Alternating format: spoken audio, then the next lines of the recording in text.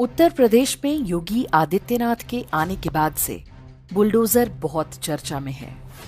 ऐसा नहीं है कि लोगों ने पहले बुलडोजर चलते नहीं देखा था। बुलडोजर पहले भी चलते थे, अवैध निर्माण पहले भी गिराए जाते थे। योगी ने बस इतना किया कि वो अब उन अवैध धारणाओं पर बुलडोजर चला रहे हैं जिसे स्वतंत्रता के बाद से कांग्रेसी, समाजवादी और वामपंथी तंत्र ने बड़ी ही मेहनत से लोगों के मन मस्तिष्क में बिठा दिया था। 80% हिंदू जनसंख्या वाले इस देश में एक मजहब विशेष सरकारी भूमि, निजी उद्योग धंधे सब पर बारी बारी कब्जा कर रहे थे पूरे 75 साल से। मजाल जो कहीं कोई स्वर विरोध में उठ जाए।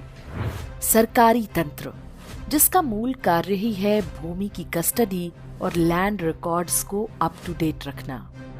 राजनीतिक पार्टियां, हिंदू संगठन, जातियों की राजनीति करने वाले नेता, सीबीआई, सीजेआई, सीएजी सब शांत। सब कुछ आराम से चल रहा था। संपत्ति के लिए सगे भाई का भी गला काट देने वाले हिंदू बिल्कुल शांत।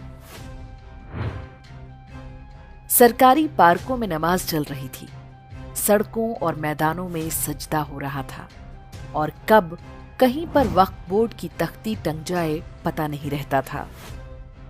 उत्तर प्रदेश के लगभग सभी शहर में आपको ऐसी घटनाएं मिलेंगी जहां किसी मंदिर को हड़प कर उस पर दरगाह का बोर्ड लगा दिया गया। अयोध्या, काशी और मथुरा के मंदिर सरकार से रोज वापस मांगेंगे, लेकिन जो अपने पास है उसे विधर्मियों को कब्जा नहीं देंगे। वे हिंदू जो ललकार रहे थे कि धारा 370 हटाओ, वहां जमीन खरीदेंगे। जब उनके पड़ोस की भूमि और व्यापार धंधों को भाईजान कब्जा कर लेते हैं तब भी वो कुछ नहीं बोल पाते। तात्पर्य यह कि हिंदुओं के मन में एक धारणा बैठी हुई थी कि जो कुछ है वो भाईजान का है। उनका विरोध कर दिया तो अनर्थ हो जाएगा। उन्हें कुछ कह नहीं सकते।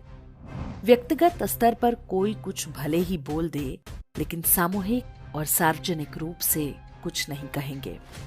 भाईचारा, गंगा जमुनी संस्कृति को खतरा पैदा हो जाएगा।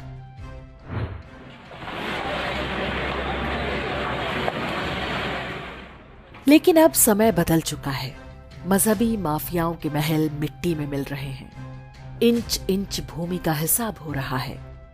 वो काम जो बहुत पहले हो जाना चाहिए था अब हो रहा है। लेकिन ये सब तो ऊपरी बातें हैं। असली बुलडोजर तो हमारी आपकी झूठी धारणाओं पर चल रहा है। हम जो सोचते थे कि देश में अब कुछ नहीं हो सकता, ये परिवर्तन हमारी जागृति और एकता से संभव हुआ है। हम सजग और एकजुट रहे तो ये आगे भी जारी रहेगा और तभी परम वैभवशाली हिंदू राष्ट्र का वो अधूरा संकल्प पूरा होगा जो 75 वर्ष पहले ही पूरा हो जाना चाहिए था।